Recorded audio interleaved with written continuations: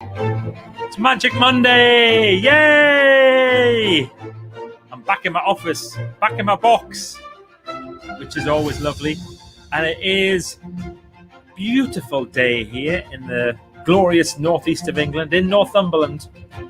And turn that down a tiny bit. I'll be getting messages. Michael, I can't hear for the music. Can't hear for the music. I know that happens.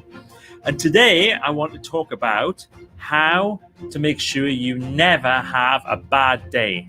Never have a bad day. Ever again. That's the plan. I'm going to share with you a technique which I've had to use myself this very morning. Even though I planned this last week, I had to use the technique that I'm going to teach you this morning. And it's brilliant. It absolutely works. So how would you like to know how to never have a bad day ever again? With Magic Monday live. And it's a little while since I've played my Magic Monday jingle. So should we have it? Here we go. It's the start of the week. Grab your coffee cups. It's Magic Monday Live. There we go. It's the start of the week. Grab your coffee cups for Magic Monday Live. And you know what? I do love Magic Monday. I used to do magic, you know.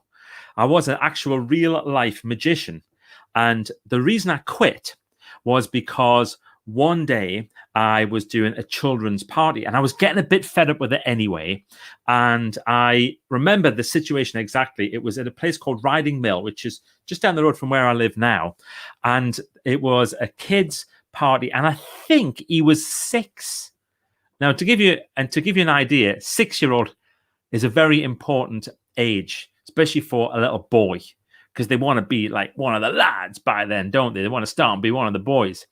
And he was having his birthday party, and it was a big house, and there was probably about 20 kids there. And I got all my stuff set up. And the kid whose birthday it was, I could tell he was a little bit of a, what's the word? A little bit of a sod. That's probably the word. And I remember I was just about to start and I had all my stuff set up and I was all set to go. And I was Magic Michael. That's what I used to go as, Magic Michael. And the kid's dad stood up to introduce me. And he said, right, everybody, sit down. Now then, we've got something a little bit special for you. I want to introduce you to our entertainment this afternoon. He's called Magic Michael. And this little kid went, and he's shit.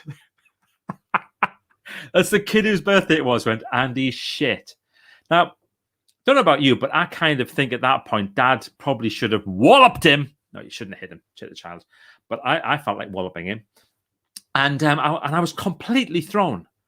I mean, immediately, instantly thrown.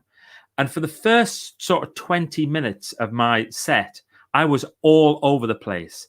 Absolutely all over the place. And I was really, I was upset by it. I was really like that. And I remember doing this terrible show. It was really bad. The only good thing was, one of the tricks, you might have seen magicians do this before, is where they get a book and they get 3 cups. And they kind of hold the book like this. And they put these 3 cups on the top. And then they do a thing where they hold it like that, and then they go, ready, 1, 2, 3, and they turn it upside down, and then they take away the hands, and the cups are stuck to the bottom of the book, and you can put hankies in them, you can pull them out, and the cups remain stuck. It's like complete magic. It was really, really brilliant. So I used to do this trick, and I would have the birthday boy pull out each of the things. On the last one, there was a little thing that said he would get a prize, and I would do that. Now, the way the trick works is that you have 3 very small pins. One there, and one there. So when you put the cups over and you push your thumb against the middle of the cups, they all press against the 3 pins, and that's how they stay in place. And if you want to take one off, it just comes off, but you can't see them. Anyway, this boy, he'd finished doing this thing, and he was like, that was boring, wasn't it? I said, okay, never mind. Take a seat. Well done. Give him a big round of applause. And I gave him a little tap on the backside, just about that hard, with the book as he walked away, with the 3 pins sticking out of it. Anyway, he screamed, ah! Like that as he went away. Ah! And all his friends were going, he just tapped you. And I felt better. I also thought it was time to quit doing children's parties, which I did. Now, what was the difference between those two situations? So, first of all, an external thing occurred and I reacted to it. And three things changed for me: my language, my focus, and my physiology.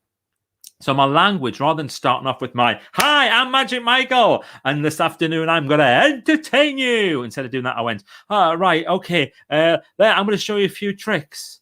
Show you a few tricks. I'm meant to be a children's entertainer at that time in my life. I'll show you a few tricks. Nobody wants to hear that. So my language went all wrong. And then my focus was completely on this little kid. I'm meant to be entertaining a room full of people. All the parents stood at the back, 3 glasses of wine in, as they do at their kids' parties these days, and those days as well.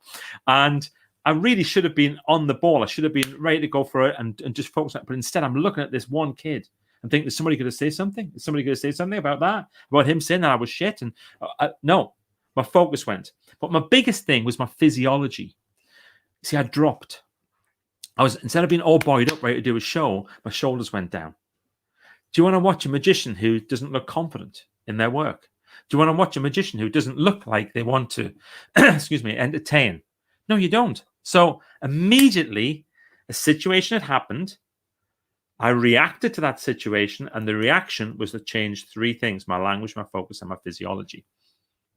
Now, later on, when I had my little win, and I hurt the kid, my language changed. I was like, what's wrong with you? Come on. Yeah. And then my focus changed, and I had my win. I mean, it's ridiculous. Me, a bloke in his 20s at that point, winning against a 6-year-old little boy. But I still had my win. And my physiology changed. My shoulders went back. And my last 2 or 3 tricks were absolutely brilliant. So here's the interesting thing. This morning, I received an email, and it was not an email I was expecting. It was actually quite upsetting.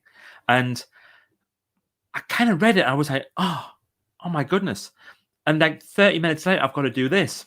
Imagine if I started this session today. I start Magic Monday and I'm like, hello, everybody. Welcome to Magic Monday. I want to talk to you about how to make sure you never have a bad day ever again.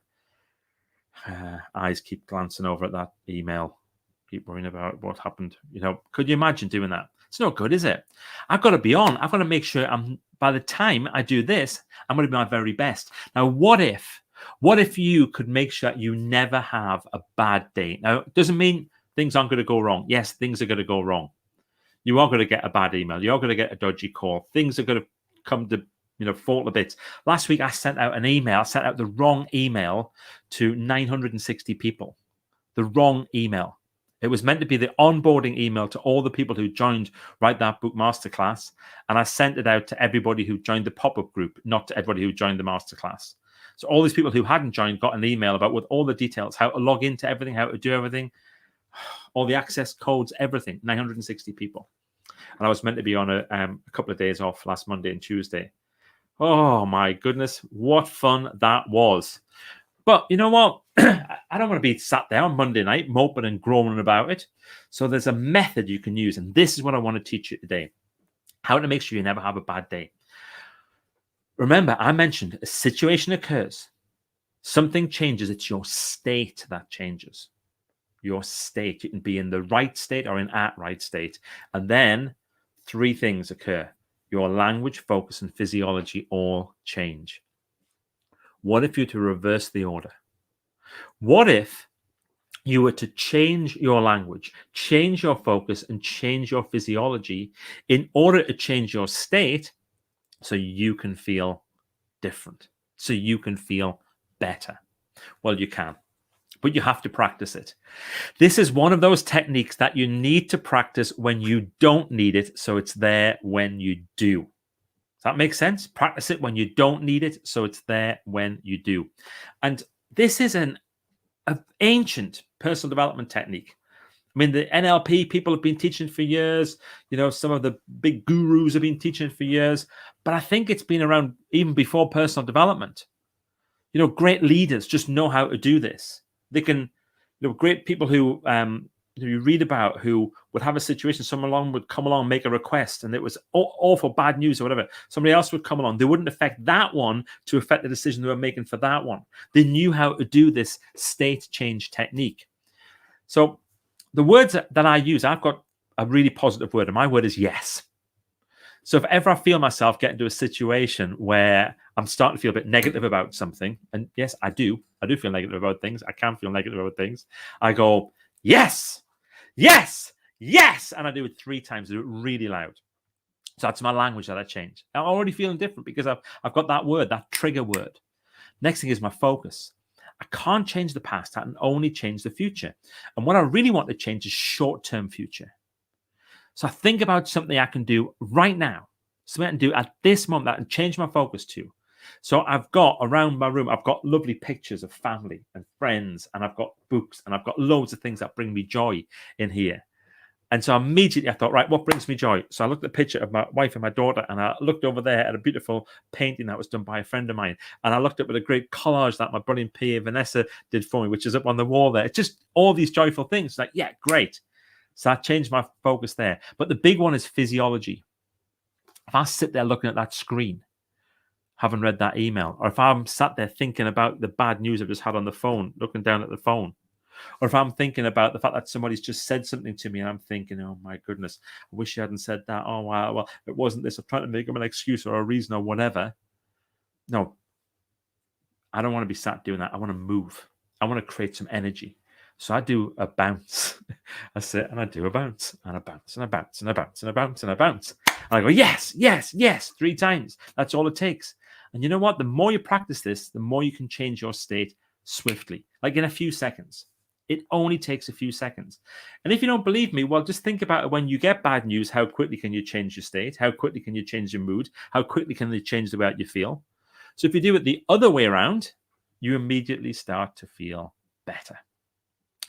Okay, I hope you enjoyed that. Let me know where you're watching from. Come on, put it in the comments. Let me know. Let's see who's here today. We got Angie Vale from Essex. Angie, you were first. Well done. Closely followed by Steve Kelly from Keighley. If you haven't seen Steve's session on How to Be Brilliant from yesterday, watch it. I haven't actually made a comment on it yet, but I need to because it was so brilliant. Absolutely brilliant. It's Manic Monday.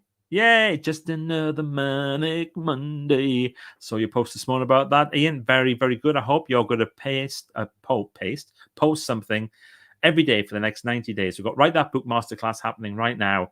And Ian is writing a book about the 80s. And he's posting videos from the 80s. It's great. Hello, Casey. Can't wait for this. Stephanie, I hope that has been useful for you. I really do. Live, hi from wet Northwest Warwickshire. Oh, that's a shame. Facebook user. If you want not to do Facebook user, you do StreamYard.com/Facebook and say you can use my information. It'll let you put it up on here like that. Hello from Sunny Greenock. Hello, Heather. Nice to see you. Hello from Doncaster, Victoria Wilson Crane. Great to see you, Vic. Hello, it's Karen from Wiltshire. Actually watching live for once. Hey, she made it live. We love that.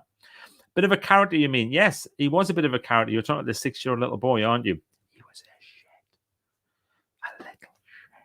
a little shit. Unusual for me to be on live too. Hi from sunny Newcastle. Hi, it is sunny Newcastle today. Hi, Diane. Congratulations. Diane Hull has got a book deal for her next book, which is absolutely brilliant. So she's written a couple of books already. They're both superb. They're both brilliant about Baby Bird. But her new book about her sister not liking peas and trying to hide them, she's got a book deal, and it is going to go through a mainstream publisher. Absolutely thrilled for you, Diane. Room 17, hashtag Room 17, nice. Room 17 is this is the people who are members of Team 17 doing secret codes to each other. That was like, that's what it's like being a teacher. Yes, I can imagine. I couldn't be a teacher. You teachers, you have the patience. Can't tell you. Ouch. Yes, ouch. You're spot on. I think I was. We forgive you. Thank you. I don't need your forgiveness. I need the forgiveness of the child who maybe has been terrified of magicians since he was 6. He's probably in his 20s or 30s now, something like that. Yeah, he's probably terrified of magicians. Hello from Telford. Hello. And hello from Suffolk. And there's Ian. I hope it wasn't an email I sent you. Did you send me an email today? I was just checking my emails earlier on, Ian. I don't think it was. Unless it was, no, it wouldn't be. Hi from Taunton. Hello, Sue. Great. Hi, everybody. Matt here in Thailand, the land of smiles. First AstraZeneca vax done this week after an out-of-the-blue phone call to confirm. Yes. Isn't that interesting? Talk about state change. There was you who didn't think you'd be able to get this. Suddenly you get a phone call. Yes, you can get it. How does that change your state? What was your language like? What was your focus like? What was your physiology like? Wow. There's Joe from Cornwall. Hello, Joe. Great to see you. And here's Angie. I'm doing a reading at my godfather's funeral on Wednesday, and although I'm practicing the reading, I'm also getting my frame of mind right, thinking happy, positive things about him so I can get through it and make him proud. Angie, wow.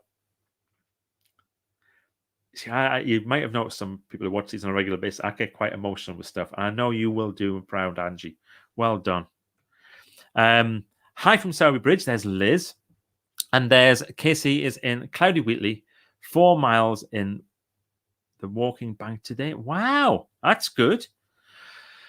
Wow, need to cover this cover. Sorry, stop that again.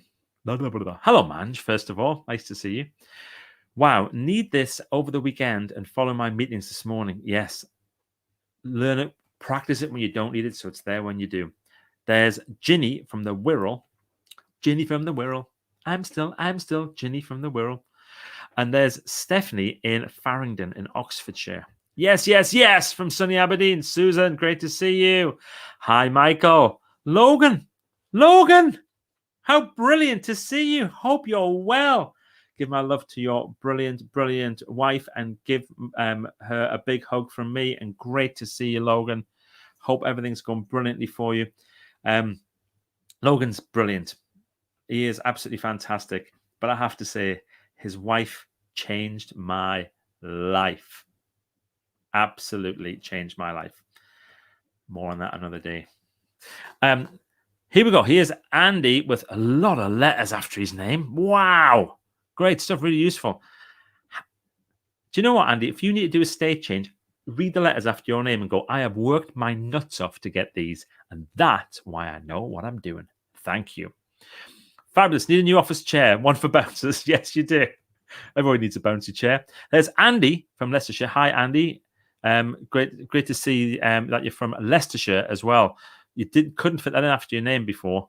What do they all mean? MB, I know what that one is. CMGR, MCMI. Cool. KC's Lolland. Louise, caught you live in Cornwall. Thank you. And I love your energy. I do yoga in the morning. It makes me feel great. Yoga changed my life. And Logan's wife changed my life. Thanks, as always. There's David in the Saltburn. Hello, David. Great to see you. And hi. He's somewhere telling people about this magic guy who stabbed him with pins years ago. That's exactly what he's doing. Definitely what he's doing. And everybody, thank you very much. Hope you're having a brilliant day. I'm off for an osteopathic adjustment with Dr. Fiona Ellis at the Highfield Road Wellness Centre. I can't wait. Be brilliant. Bye.